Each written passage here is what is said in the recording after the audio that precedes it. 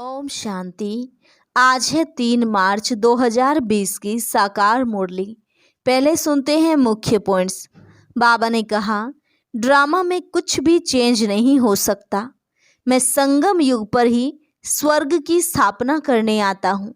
जो ड्रामा में नोंद है वह हूबहू होना ही है। इस 84 के चक्र से कोई भी छूट नहीं सकता, अर्थात यह दुनिया कभी खत्म नहीं हो सकती।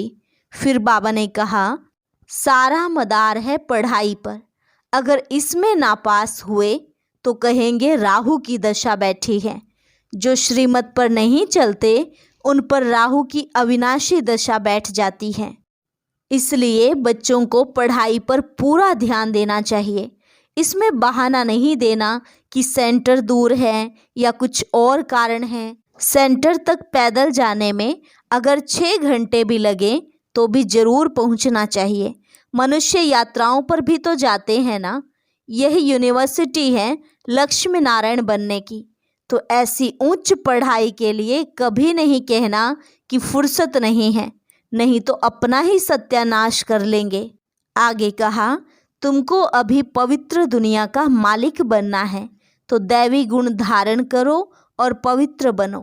इकट्ठे रहते भी कभी विकार में नहीं जाना है। बीच में ज्ञान योग की तलवार जरूर हो। फिर कहा, ये सारी तमोप्रधान दुनिया अब खत्म होने वाली है, इसलिए इस वैशाल्य से तुमको नफरत आनी चाहिए। मुरली सुनते समय कभी उबासी या झुटका नहीं खाना, नहीं तो समझा जाएगा इनकी बुद्धि कहीं घर बार या धंधे की तरफ भटक रही है। उबासी आना घाटे की निशानी है। जबकि बाप तुमको कितना खजाना दे रहे हैं तो कितना अटेंशन होना चाहिए। और लास्ट में बाबा ने कहा, ब्राह्मण बच्चे तो अभी लाखों की अंदाज में हैं, परंतु कोई सगे हैं कोई लगे हैं। जो सगे बच्चे होंगे वे अच्छी सर्विस करेंगे, माँ बाप की मत पर पूरा चलेंगे, और लगे रावण की मत पर चलेंगे। अब सुनते हैं महावाक्यों को विस्तार से। ओम शांति। मुरली का सार। मीठे बच्चे, पढ़ाई ही कमाई है। पढ़ाई सोर्स ऑफ इनकम है। इस पढ़ाई से ही तुम्हें 21 जन्मों के लिए खजाना जमा करना है। प्रश्न, जिन बच्चों पर बृहस्पति की दशा होगी उनकी निशानी क्या दिखाई देगी? उत्तर, उनका पूरा ध्यान श्रीमत पर होगा। पढ़ाई अच्छी तरह पढ़ेंगे, कभी भी फेल नहीं होंगे। श्रीमत का उल्लंघन करने वाले ही पढ़ाई में फेल होते हैं। उन पर फिर राहु की दशा बैठ जाती है। अभी तुम बच्चों पर वृक्षपति बाप द्वारा बृहस्पति की दशा बैठी है। गीत, इस पाप की दुनिया से कहीं दूर ले चल जहाँ सुख चैन पाए। ओम शांति। यह है पाप आत्माओं की पुकार। तुमको तो पुकारना नहीं है क्योंकि तुम पावन बन रहे हो। यह धारण करने की बात है। बड़ा भारी यह खजाना है। जैसे स्कूल की पढ़ाई भी खजाना है ना। पढ़ाई से शरीर निर्वाह चलता है। बच्चे जानते हैं भगवान पढ़ाते हैं। यह बड़ी उच्च कमाई है क्योंकि एम ऑब्जेक्ट सामने खड़ी है। सच्चा सत्संग यह एक ही है, बाकी सब हैं झूठ संग। तुम जानते हो सत्संग एक ही बार होता है सारे कल्प में। जबकि पुकारते हैं पतित पावन आओ। अब वह पुकारते रहते हैं। यहाँ तुम्हारे सामने बैठे हैं। तुम बच्चे जानते हो हम पुरुषार्थ कर रहे हैं नई दुनिया के लिए, जहाँ दुख का नाम निशान नहीं होगा। तुमको चैन मिलता है स्वर्ग में, नरक में थोड़े ही चैन है। ये तो विषय सागर है, कलयुग है ना। सब दुखी ही दुखी हैं, भ्रष्टाचार से पैदा होने वाले हैं। इसलिए आत्मा पुकारती है, बाबा हम पतित बन गए हैं। पावन होने के लिए गंगा में स्नान करने जाते हैं। अच्छा, स्नान किया तो पावन हो जाना चाहिए ना। फिर घड़ी घड़ी धक्के क्यों खाते हैं? धक्के खाते सीढ़ी नीचे उतरते उतरते पाप आत्मा बन जाते हैं। 84 का राज तुम बच्चों को बाप ही बैठ समझाते हैं और धर्म वाले तो 84 जन्म लेते नहीं। तुम्हारे पास ये 84 जन्मों का चित्र सीढ़ी बड़ा अच्छा बना हुआ है। कल्प वृक्ष का भी चित्र है गीता में, परंतु भगवान ने गीता कब सुनाई, क्या आकर किया, यह कुछ नहीं जानते। और धर्म वाले अपने अपने शास्त्र को जानते हैं, भारतवासी बिल्कुल नहीं जानते। बाप कहते हैं मैं संगम युग पर ही स्वर्ग की स्थापना करने आता हूँ।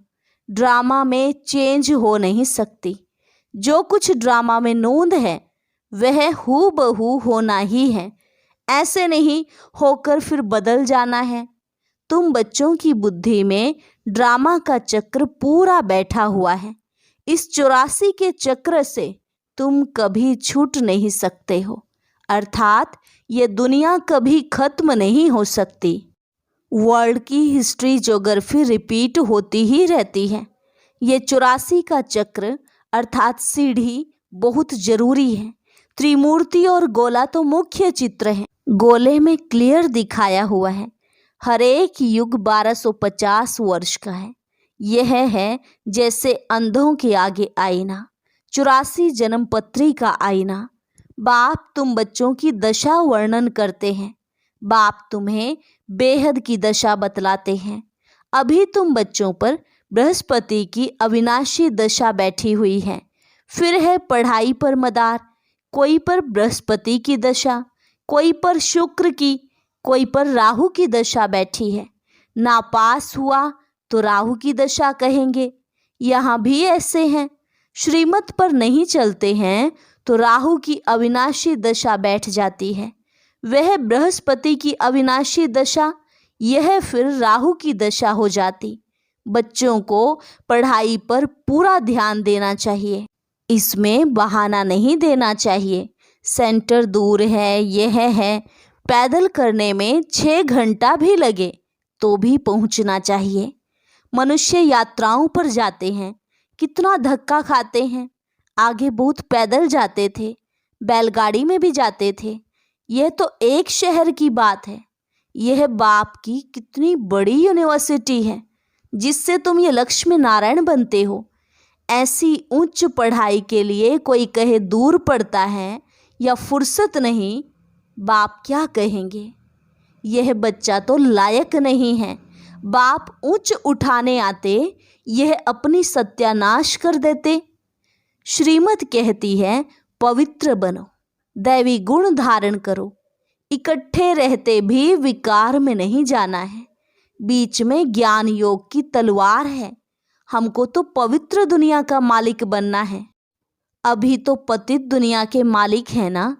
वह देवताएं थे डबल सिरताज, फिर आधा कल्प बाद लाइट का ताज उड़ जाता है। इस समय लाइट का ताज कोई पर भी नहीं है, सिर्फ जो धर्म स्थापक हैं उन पर हो सकता है, क्योंकि वह पवित्र आत्माएं शरीर में आकर प्रवेश करती हैं। यही भारत है जिसमें डबल सिरताज भी थे, सिंगल ताज वाले भी थे। अभी तक भी डबल सिरताज के आगे सिंगल ताज वाले माथा टेकते हैं, क्योंकि वह हैं पवित्र महाराजा महारानी। महाराजाएं राजाओं से बड़े होते हैं, उनके पास बड़ी बड़ी जागीर होती है। सभा में भी महाराजाएं आगे और राजाएं पीछे बैठते हैं। नंबरवार कायदे सिर उन्हों की दरबार लगती है। ये भी ईश्वरीय दरबार है। इनको इंद्र सभा भी गाया जाता है। तुम ज्ञान से परियां बनते हो। खूबसूरत को परी कहा जाता है ना।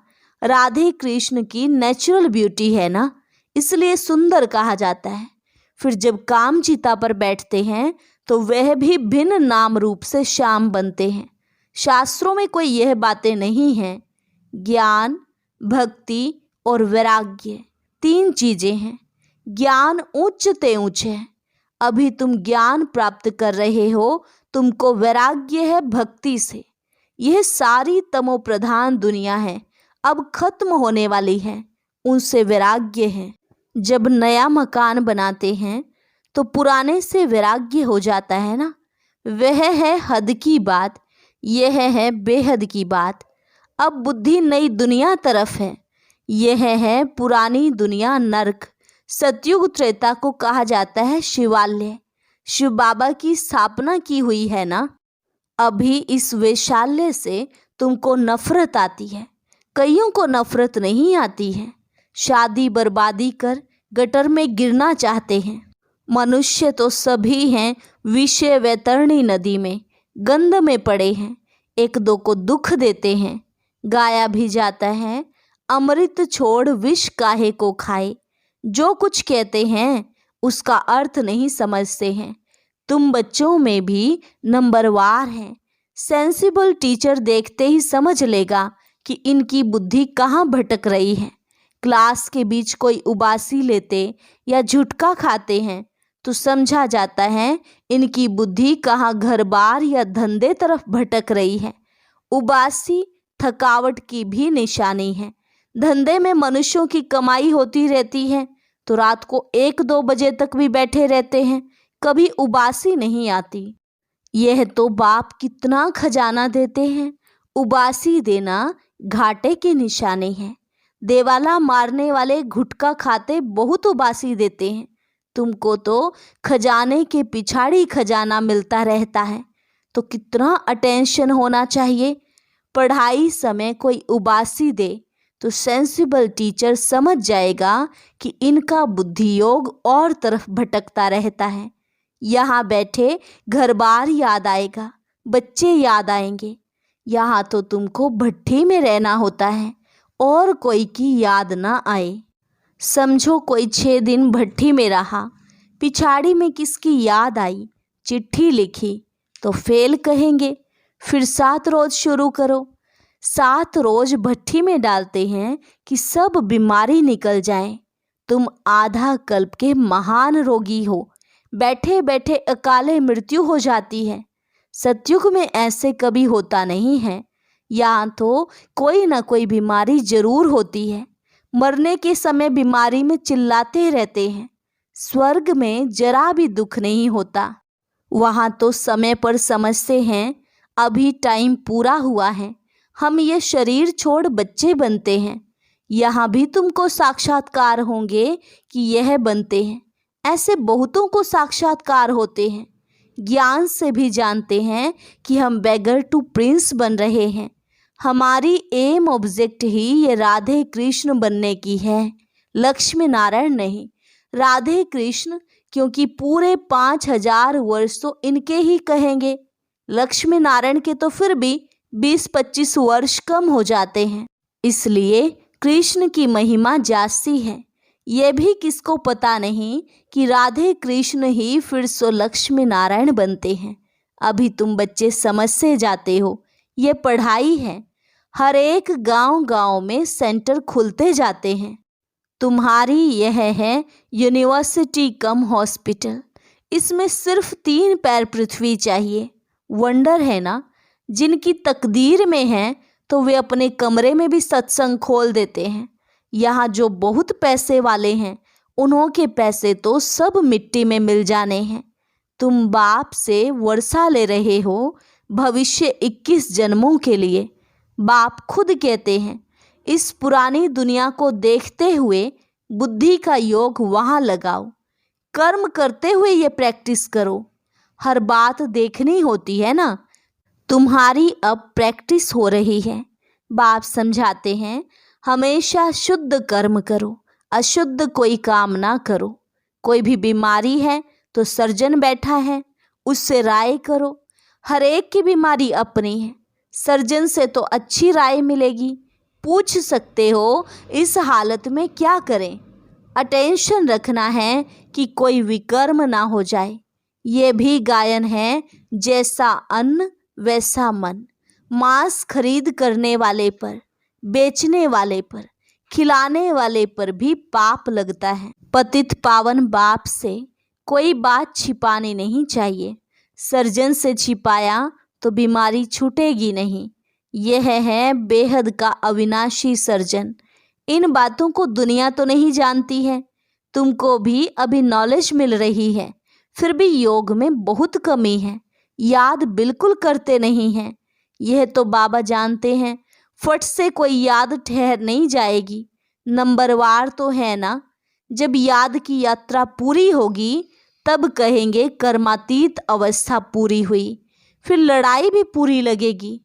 तब तक कुछ न कुछ होता फिर बंद होता रहेगा। लड़ाई तो कभी भी छिड़ सकती है, परंतु विवेक कहता है जब तक राजाई स्थापन नहीं हुई है तब तक बड़ी लड़ाई नहीं लगेगी, थोड़ी थोड़ी लगकर बंद हो जाएगी।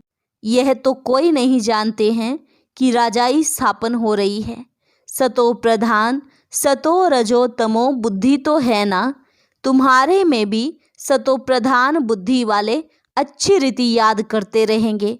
ब्राह्मण तो अभी लाखों की अंदाज में होंगे, परंतु उसमें भी सगे और लगे तो है ना। सगे अच्छी सर्विस करेंगे, माँ बाप की मत पर चलेंगे। लगे रावण की मत पर चलेंगे, कुछ रावण की मत पर कुछ राम की मत पर लंगड़ाते चलेंगे। बच्चों ने गीत सुना, कहते हैं बाबा ऐसी जगह ले चलो जहाँ चैन हो। स्वर्ग में चैन ही चैन है, दुख का नाम नहीं। स्वर्ग कहा ही जाता है सतयुग को, अभी तो है कलयुग। यहाँ फिर स्वर्ग कहाँ से आया। तुम्हारी बुद्धि अब स्वच्छ बनती जाती है।